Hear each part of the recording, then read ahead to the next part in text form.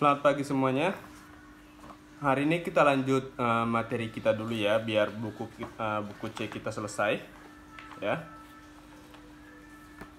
Silakan coba lihat buku penanya di halaman 74. Ya. Di halaman 74 materi kita adalah membuat karya dari kulit telur. Ya. Itu adalah materi kita hari ini. Nah, kulit telur ini merupakan salah satu bahan yang bisa kita olah kembali ya. Kulit telur kan kalian pasti tahu ya kulit telur ya. Kulit telur itu adalah salah satu contoh bahan dari alam ya. Jadi benar-benar disediakan oleh alam.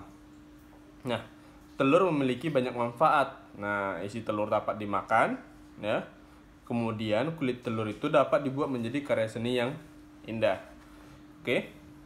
Nah, silahkan kalian ambil pensil kalian ya, pensilnya diambil, kemudian silahkan digaris bawahin ya. Pada paragraf yang kedua, kulit telur termasuk bahan alam, itu digaris bawahin ya. Kulit telur termasuk bahan alam. Sebelum digunakan, kulit telur harus dibersihkan terlebih dahulu. Oke, nah itu digaris bawahin sampai di situ ya. Digaris bawahin. Kulit telur termasuk bahan alam. Sebelum digunakan, kulit telur harus dibersihkan terlebih dahulu. Artinya, ketika kita ingin menggunakan kulit telur untuk menjadi sebuah bahan untuk menghias sesuatu, nah kulit telurnya terlebih dahulu harus kita bersihkan, ya. Kita bersihkan supaya dapat kita jadikan bahan ya, bahan dalam menghias. Karena kan kalau kita bersihkan kan masih ada bekas dari telurnya ya kan, makanya perlu dibersihkan bekas isi telurnya itu ya. Kemudian nanti dikeringkan ya.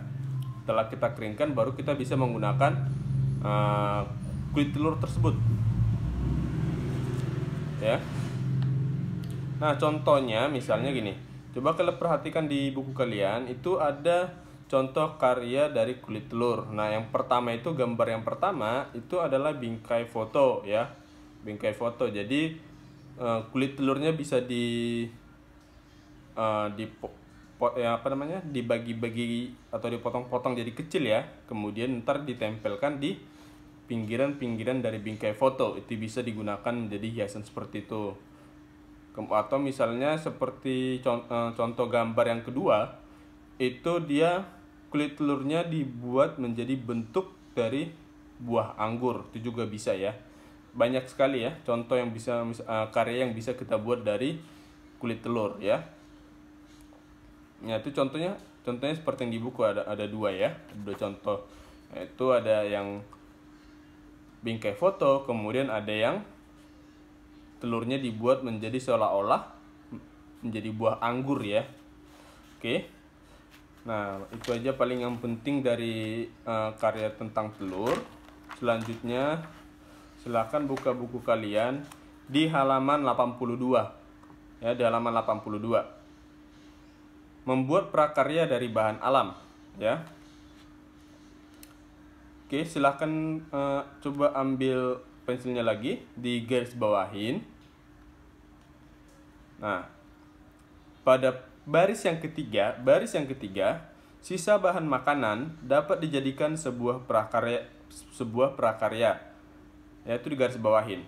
Sisa bahan makanan dapat dijadikan sebuah prakarya. Bahan tersebut termasuk bahan alam. Ya, digarisin sampai di situ ya. Oke. Nah, tapi bukan sisa makanan misalnya seperti nasi ya. Nasi kan susah ya. Mending kita gunakan langsung beras gitu ya. Tergantung bahan makanannya juga sih sebenarnya dia itu apa. Nah, kalau misalnya dia itu makanan yang memiliki kulit, nah mungkin itu bisa dijadikan salah satu bahan untuk membuat suatu prakarya. Tapi kalau misalnya bahan makanannya tidak memiliki kulit ya, atau biji-bijian ya, nah itu mungkin agak susah digunakan sebagai bahan alam yang dapat digunakan untuk membuat suatu karya ya. Nah, contoh misalnya, coba perhatikan bukunya lagi yang yang paragraf kedua. Contoh bahan alam yaitu kulit telur dan kulit jeruk ya. Nah, jadi ini yang Bapak bilang tadi, biasanya yang bahan makanannya menggunakan kulit, memiliki kulit ya. Nah, dia bisa digunakan menjadi salah satu bahan alam untuk membuat suatu karya ya. Tapi kalau misalnya dia tidak memiliki kulit, misalnya contoh misalnya seperti ini, nasi ya. Nah, nasinya kan tidak memiliki kulit ya, kecuali kalau misalnya kita menggunakan padi ya. Jadi sebelum dia diproses, padinya diproses menjadi beras ya. Jadi misalnya kita gunakan padi, dia masih berupa biji-bijian. Nah, itu masih boleh. Ya kalau misalnya dari nasinya langsung kan nggak ada ya. Jadi kan kita nggak bisa menggunakan nasi menjadi sebuah bahan yang dapat digunakan untuk prakarya ya. Contohnya seperti itu ya.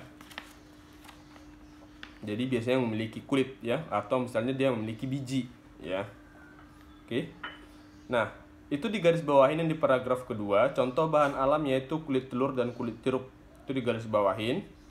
Kulit telur dapat dijadikan hiasan sebuah lukisan atau figura atau bingkai foto ya. Figura itu bingkai foto. Nah, kemudian kita juga bisa dapat menggunakannya untuk menghias kotak pensil ya. Jadi bukan cuma kotak pensil, tapi bisa kita buat menghias buku, kotak tisu dan lain sebagainya. Ada banyak contohnya ya. Oke. Nah, itu tentang materinya. Kemudian coba kalian buka lagi di halaman 98 ya, halaman 98. Mengenal bunyi kuat dan bunyi lemah ya. Jadi bunyi itu ada yang kuat, ada juga yang bunyi yang lemah ya. Di sini silakan digaris bawahin pada baris yang pertama, digaris bawahin baris yang pertama, setiap benda yang bergetar menghasilkan bunyi. Ya, jadi kalau misalnya benda tersebut bergetar ya dengan kecepatan tertentu getarannya, dia dapat menghasilkan yang namanya bunyi ya. Nah, kemudian ada bunyi kuat dan ada pula bunyi lemah. Ya, contoh bunyi kuat misalnya yang halilintar, terus misalnya drum dipukul ya, suara drum yang dipukul. Terus misalnya apalagi misalnya suara meja yang dipukul keras dan lain sebagainya ya. Nah, contoh bunyi lemah ada bunyi orang yang sedang berbisik, ya, bunyi detik jam dan lain sebagainya. Masih banyak juga contohnya. Ya, jadi kalian harus bisa membedakan yang namanya bunyi kuat dan mana bunyi yang lemah, ya. Itu tujuan kita belajar hari ini ya. Nah, selanjutnya di halaman berikut, ya, di halaman 99, bunyi kuat dan bunyi lemah dapat digunakan ketika bernyanyi ya. Jadi ketika kita bernyanyi itu merupakan gabungan dari semuanya. Kita gabungan dari menyanyikan tangan nada, terus bunyinya kuat dan bunyinya lemah dan lain sebagainya ya. Jadi makanya bunyi kuat dan bunyi lemah dapat kita gunakan ketika kita bernyanyi. Karena kan nggak semua dalam lagu itu bisa harus dinyanyikan keras. Nggak semua juga dalam satu lagu harus dinyanyikan secara pelan ya atau lemah. Nah, perlu ada yang namanya campuran dari keduanya. Jadi terkadang kita menyanyi kuat, terkadang kita menyanyi dengan lemah lembut ya, seperti itu maksudnya ya. Makanya bunyi kuat dan bunyi lemah dapat digunakan ketika bernyanyi. Itu digaris bawahin. Ya. Itu digaris bawahin. Nah, itu tentang itu.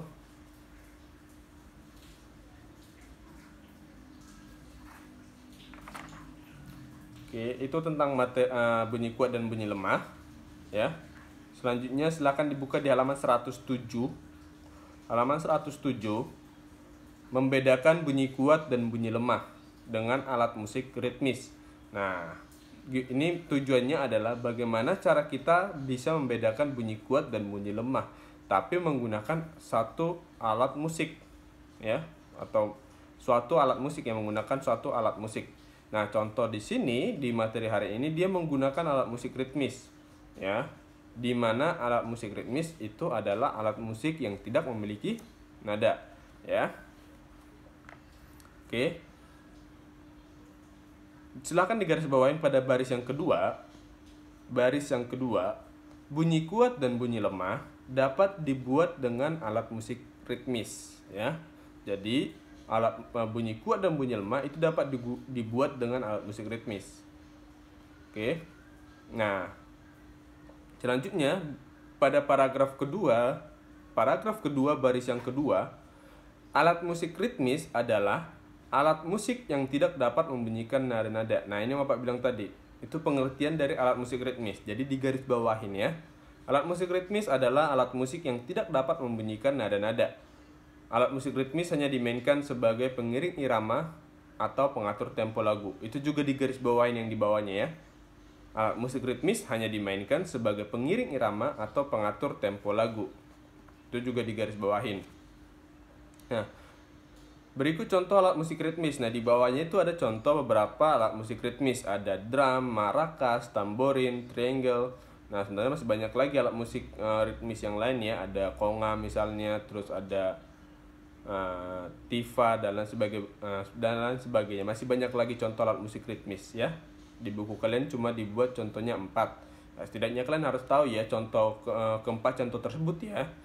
Ada drum, maracas, tamborin, triangle. Nah, ini semua adalah salah satu contoh dari alat musik ritmis ya. Itu di garis diperlu kalian hafalin ya contoh-contohnya.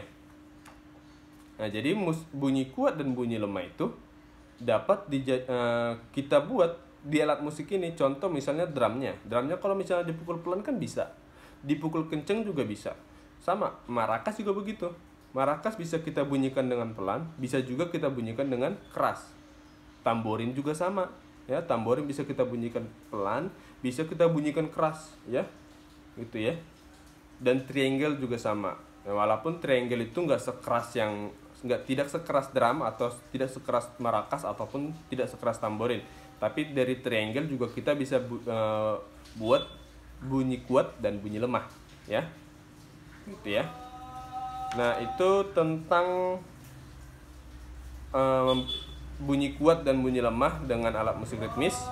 Yang penting kalian harus tahu ya, alat musik ritmis itu pengertiannya apa, kemudian contohnya apa, terus kenapa dikatakan bunyi kuat dan bunyi lemah dapat dibuat dengan alat musik ritmis. Itu karena tergantung sebenarnya kekuatan dari orang yang membunyikannya. Drum bisa dipukul pelan atau drum juga bisa dipukul kencang ya, keras. Atau kemudian maracas juga bisa dibunyikan secara pelan tapi bisa juga dibunyikan dengan keras. Dan begitu juga tamborin serta triangle tadi ya. Jadi keempat instrumen alat musik ritmis tersebut itu bisa kita gunakan membuat bunyi kuat dan bunyi lemah, tergantung kita mukulnya pelan atau keras gitu ya. Bisa kalau kita pelan ya berarti dia termasuk bunyi lemah. Kalau misalnya kita kencang atau keras mukulnya ya, berarti dia termasuk alat musik bunyi yang kuat gitu ya. Itu maksudnya ya. Jadi dari alat musik ritmis kita dapat menggunakan alat musik ritmis tersebut untuk membedakan bunyi kuat dan bunyi lemah. Oke. Oke, baik, kira-kira materi kita hari ini sampai di sini dulu ya. Sampai di sini dulu materi kita. Jika misalnya ada yang ingin kalian tanyakan, silahkan japri Bapak ya. Kalau misalnya ada yang kalian bingung ya, kalian boleh japri Bapak, atau misalnya kalian boleh tonton ulang lagi video ini ya. Kalian tonton ulang lagi supaya kalian mengerti materi pembelajaran kita hari ini ya. Ingat, videonya bisa ditonton berkali-kali, videonya tidak bisa videonya juga akan terus ada di YouTube, jadi kalian bisa nonton kapanpun dan dimanapun ya. Oke, jika ada yang ingin bertanya nanti silakan dijawab ke Bapak. Baik, sampai di sini dulu materi kita hari ini, sampai ketemu minggu depan.